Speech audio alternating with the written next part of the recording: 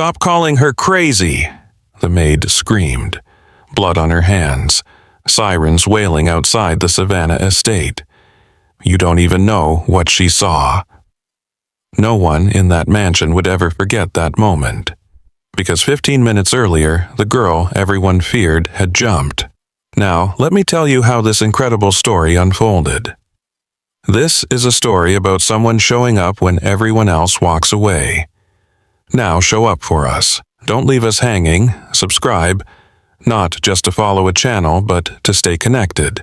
Share your heart in the comments and tell me where you're watching from, because your support keeps these stories alive. Now, let's begin. The Croswell estate sat on the edge of the Georgia marshlands, its white columns gleaming against a restless sky. People in Savannah whispered about it, the Billionaire'S house where every maid quit within a week.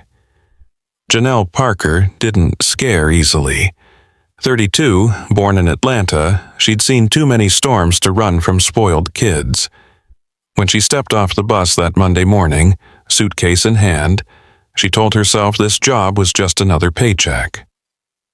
Inside, marble floors swallowed her footsteps. A woman with a Bluetooth headset and cold perfume handed her a clipboard. You'll handle Miss Ava's wing. Don't knock unless she speaks first. If she throws things, step back. Throws things? Janelle asked. The woman smiled without humor. You'll understand soon. Ava Croswell, 17, heiress, tabloid problem child, had burned through tutors, nurses, therapists. Her father, Richard Croswell, tech billionaire turned recluse, had paid them all to stay silent. When Janelle reached the top of the staircase, the air changed. Music thudded behind a locked door. Something angry, metallic. She knocked once. Nothing. She turned the handle and stepped inside. The room was chaos. Paint on the walls, shattered glass across the floor, a half-finished sculpture of wire and bone on the desk. And in the middle, Ava sat cross-legged, headphones on, cutting pieces from a family photo with a razor blade. Janelle froze. Hey, careful with that. Ava looked up, eyes glassy. They send you to clean or spy? Neither, Janelle said softly. I just work here. Ava's gaze flicked to the photo, then back, then clean up the mess. Janelle crouched, picking up shards. A slice of the photo showed a woman's face, Ava's mother smiling. The date on the back read 5 years ago, the year she died. As Janelle moved to throw it away, Ava's hand shot out. Don't! Their eyes locked. For a second, the girl's fury cracked, revealing pure panic underneath. Janelle set the piece down carefully. Okay, I won't. Something small shifted then. The first thread of trust, invisible but real. That night, Janelle lay awake in the servant quarters, scrolling her phone. She found old articles. Billionaire's wife dies in cliff crash. Daughter only witness. The daughter had been in therapy for trauma, then expelled from 3 schools. No one mentioned why she screamed in her sleep. Lightning flashed through the window. Somewhere upstairs she heard a door slam and a muffled cry. Janelle grabbed her robe and ran. Ava's door was open, curtains whipping. The girl stood on the balcony rail, barefoot, rain lashing her hair. Get back inside, Janelle shouted. Leave me alone. I'm not leaving, Janelle said, stepping closer, voice low. Whatever you saw that night, it wasn't your fault. Ava's body trembled. You don't know anything. Then tell me, Janelle pleaded. For a heartbeat, the girl looked down at the black water below. Then she climbed back onto the balcony and collapsed into Janelle's arms, sobbing. Down in the courtyard, a security guard looked up, radio crackling. The storm swallowed his voice. Inside the room, Janelle held Ava tight, feeling the girl's ribs heave. You're safe now, she whispered. But in her gut, she knew safety was a lie. Someone in this house wanted the truth buried with the woman in that photo. If you've ever seen someone breaking right in front of you and didn't know how to reach them, stay with this story. Because sometimes saving a life doesn't look heroic. It looks like showing up when everyone else walks away. The next morning, the mansion was silent. No one mentioned the storm or the girl on the balcony. Janelle was given extra duties, which was code for keep the incident quiet. But Ava wasn't the same. The razor blades were gone. The music quieter. When Janelle brought breakfast, the girl only whispered, "Why did you stop me?" "Because I've been where you are," Janelle said. That single line broke something open. Over the next few days, Ava began leaving hints. Paintings half finished, words carved into her sketchbooks. "She's not gone." He lied under the water. Each clue was small, but together they screamed of a truth nobody wanted spoken. Janelle didn't ask at first. She waited, listening, letting silence do what therapy hadn't. When Ava finally talked, it came out like glass, sharp and fragile. "The car didn't slide off that cliff," Ava whispered one night. "Mom swerved because someone was following us." Janelle froze. "Did you tell your father?" Ava laughed bitterly. "He doesn't listen. He thinks I'm delusional." That was when Janelle met Caleb Hodge, the estate's new security consultant. Mid-30s, ex-RCMP, quiet eyes that missed nothing. He'd noticed Janelle's late-night walks, the way she guarded Ava. "You're not like the others," he said. "I'm just trying to keep her alive," Janelle replied. Caleb studied her. "Then we're on the same side." From then on, their conversations slipped between work orders and secrets. He showed her old camera logs from the night of the crash, footage missing from the estate's archives. "Someone wiped it," he said. A chill ran through her. Who would do that? Someone with access. They stood in the dim hallway, inches apart, the tension electric and unspoken. For the first time in years, Janelle felt seen. But trust was dangerous here. Meanwhile, Ava's art grew darker. One sculpture, twisted metal shaped like a steering wheel, had a smear of red paint that looked like blood. Another painting showed a woman's silhouette sinking beneath blue waves, a shadowed figure watching from the cliff. Then Ava stopped coming down for meals. When Janelle entered her room, she found pages from a journal scattered across the floor. He made her drive. The necklace is proof. Canada, the cabin. Janelle's heart pounded. The same necklace Ava's mother wore in every photo, the one that vanished after the crash. That night, Janelle took a risk. She showed Caleb the journal pages. "She says there's proof," she whispered. Caleb frowned. "A cabin in Canada. Crosswell owns property in Muskoka. You think—" "I think she remembers more than anyone wants her to." Before they could say more, a sharp knock echoed down the corridor. The billionaire himself. Richard Crosswell's voice was cool and dangerous. "Miss Parker, a word."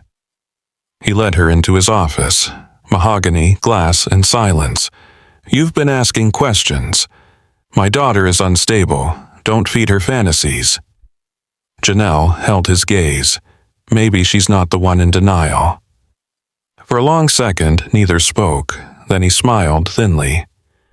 "You're fired. Collect your things by morning." She walked out shaking. Caleb caught her arm. "Don't go yet. If there's truth in that journal, we need to find it before he buries it." Janelle looked back toward Ava's room, where a single light still glowed. "Then we leave tonight." That night, the mansion slept under thunderclouds. Janelle crept through the halls, journal hidden under her jacket. Ava was waiting by the staircase, eyes wide. "Are we really doing this?" "Yes," Janelle said. We're going to find your mother's cabin." Caleb met them at the garage with an unmarked SUV. "Savannah to Toronto, 18 hours if we keep moving," he said. As they pulled away from the estate, lightning split the sky. In the rearview mirror, Janelle saw Richard Croswell's silhouette in an upstairs window, phone pressed to his ear. He wasn't going to let them go quietly. The storm chased them north. Border checkpoints, back roads, whispered fears in the dark. Ava slept on Janelle's shoulder, clutching the half-torn photo of her mother. For the first time, the girl looked peaceful. Ever risked everything for someone who isn't even your blood? When you keep driving through the storm because turning back means they break for good, remember this story. Some rescues never make the news, but they're the ones that save the world a little. Help our channel make the news by sharing and subscribing. We want to use our stories and save the world in our little way. The drive north ended in silence. By dawn, they reached a half-rotted cabin crouched beside a frozen lake in Muskoka, Ontario. Pine needles whispered over the roof. The air smelled of cold iron and ghosts. Ava stepped out first, hugging her arms. "This is it. Mom used to bring me here before Dad's company went public." Inside, dust blanketed everything. Old photographs, a cracked mirror, a jewelry box sealed shut. Janelle pried it open and gasped. Inside lay the necklace from the photo, the one that vanished after the crash. Dried mud still clung to the chain. Ava's voice trembled. She always wore that the night she died. Janelle found something else, a micro SD card taped beneath the box. Caleb loaded it into his laptop. The screen flickered, and a dashboard camera video came to life. Headlights slicing through rain, Ava's mother driving, voice frantic. "They're following us, Richard. Why are your men behind us?" Then the scream, the sound of tires, the flash of metal, the feed cut. Ava staggered back. "He sent them?" Janelle's stomach dropped. He wanted her stopped, but not killed. Caleb slammed the laptop shut. "We need to leave now." "Why?" Janelle demanded. He didn't answer. He just grabbed his phone, typing fast. A call flashed across the screen. Richard Croswell. Ava's eyes went wide. "You're calling him?" Caleb's voice cracked. "He already knows where we are." Janelle felt the betrayal hit like a punch. "You led us here?" "I didn't have a choice," he shouted. "He's got men on the way. If we run, they'll kill us all." Ava shoved him. "You liar. You said you wanted to help." Janelle's voice rose. "Was everything you said fake? Every look? Every promise?" Caleb's expression twisted between guilt and fear. "You don't understand. I'm trying to keep her alive." But the sound of engines in the distance cut him off. SUVs grinding up the dirt road. Janelle grabbed Ava's hand. "We're leaving." Caleb blocked the door. "Please, just trust me one last time." "Trust?" Janelle spat. "That word's dead." She shoved past him, dragging Ava toward the back door. The girl stumbled, sobbing. He was supposed to be different. Outside, snow whipped across the lake. The first SUV skidded to a stop by the tree line. Men in black coats spilled out, shouting orders. Janelle pushed Ava toward the dock. "Run! Stay low!" A bullet cracked through the cabin window behind them. The world became thunder and ice. Janelle covered Ava's body with her own, crawling behind the woodpile. Caleb's voice echoed through the chaos. "Stop shooting! She's with the girl!" The men hesitated. Janelle's breath came in ragged gasps. "Why is he protecting us?" Ava whispered. "I don't know," Janelle said. "Maybe guilt." Caleb ran toward them, arms raised. "Go! There's a boat under the dock. Take it." "Why help us now?" Janelle demanded. "Because he's listening," Caleb said, jerking his chin toward a blinking body cam on one of the men. "Everything's being recorded." Then he turned toward the gunman, shouting, "Tell Richard Crosswell his secrets die with me." Gunfire split the air. Caleb fell hard. Ava screamed. Janelle dragged her into the boat, pushing off into the black water as bullets hit the surface like rain. They paddled until the engines faded. The snow swallowed the sounds of the world. On the far shore they collapsed, shaking, soaked to the bone. The laptop, the only proof, was gone. Caleb lay bleeding somewhere behind them, and for the first time Janelle couldn't find any words of comfort. Ava stared at the lake, whispering, "Maybe he was right. Maybe no one can save me." Janelle pulled her close. "Then let me drown with you before I believe that." But her voice broke, and the night offered no answer. In that silence, everything they'd built, trust, hope, love, felt shattered beyond repair. Sometimes the people who say they're saving you are the ones tearing you apart. Sometimes the only way to keep someone alive is to become the villain in their story. The lake was gray at dawn. Mist hung low, wrapping the trees in silence. Janelle and Ava crouched by the embers of a fire that never warmed them. Neither had slept. When the first police sirens echoed across the water, Janelle almost cried from relief until she saw the Toronto crest on the uniforms. Not Crosswell's men this time. Real officers. One of them called out, "We picked up a wounded man back there. Says his name's Caleb Hodge." Ava's head snapped up. "He's alive?" Janelle stood, heart racing. "Where is he?" "In custody at South Muskoka Hospital." They were driven there in silence. The world blurred past. Snow, pine, gray sky. Inside the ER, Caleb lay pale and wired to monitors. His eyes opened when he heard Ava's voice. "I thought you betrayed us," she whispered. He managed a weak smile. "I did. Just not the way you think." From the drawer beside him, he pulled out a USB drive, blood still smeared on the plastic. "Copied the dash cam footage before they reached us. Sent it to every news outlet in Atlanta and Toronto. Crosswell's finished." Ava burst into tears. "You could have died." Caleb exhaled slowly. "Worth it." The next 48 hours hit like a hurricane. News feeds exploded. Billionaire Richard Crosswell under investigation for cover-up and obstruction. Footage of the car crash played on repeat. The world saw what Ava had carried alone for 5 years. When reporters camped outside the hospital, Janelle stayed by her side. She held Ava's hand through every headline, every camera flash. For once, the girl didn't hide. That evening, the nurse slipped them a note.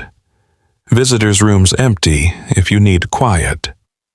They sat together in the blue light of a vending machine, the sound of winter traffic outside. Ava whispered, "You should hate me for dragging you into this." Janelle shook her head. "You didn't drag me. You reminded me why I started living again." Ava frowned. "What do you mean?" "My son," Janelle said softly. "He died 2 years ago. I kept cleaning houses because it was the only thing that didn't ask how I was doing. Then you came along, and suddenly I cared again." Ava leaned her head on her shoulder. "You did the impossible. Maybe," Janelle said. "Or maybe loving you was the only thing that made sense." Weeks later, charges hit Crosswell. His empire fractured. Caleb recovered, cleared his name, and joined a nonprofit helping abuse survivors tell their stories. Janelle and Ava testified together, their bond unbreakable. On the day of the final hearing in Toronto, snow drifted through the courthouse courtyard. Reporters shouted questions. Ava ignored them all and turned to Janelle. "After this," Ava said, "can we go back to Savannah? Mom's favorite beach." Janelle smiled. "We will. We'll take flowers." As they walked away, Caleb caught up, hands in his coat pockets. "You two heading south?" "Yeah," Janelle said. "Back where it all started." He hesitated, then handed her a small silver chain, the repaired necklace. "You found the truth. Thought you should have this." Janelle's eyes softened. "You sure?" He nodded. "It belonged to a fighter. Looks better on another one." She slipped it on, the wind lifted her hair, sunlight catching on the pendant. It glowed like something new, clean, forgiven. That night, in a rented apartment overlooking Toronto's skyline, Ava filmed a short video for the world that once called her broken. "My mom taught me that love doesn't fix pain. It listens to it. Janelle did that. She listened when everyone else tried to lock me away." She glanced toward the camera. "If you're watching this, and you've ever felt unheard, I hope you find your Janelle. And if you can't, be one for somebody else." She reached out, turning the camera off. If this story hit you somewhere quiet, the part that still believes people can save each other, don't just scroll past. Stay. Subscribe. Because every time a story like this reaches someone who's ready to give up, it pulls them back, and maybe that's the real impossible thing. Thank you for staying with me until the very last moment of this story. If something in it, even a single glance, a breath, a heartbeat, reached you, then this story did what it was meant to do. Every view, every heartbeat that listens, keeps this little world of stories alive. So before you go, take a quiet second. Become part of this journey. Subscribe, not just to follow a channel, but to stay connected to the next story waiting to speak to your heart. The next one goes even deeper. More truth, more love, more healing. And it's already waiting for you. Your next story begins right here.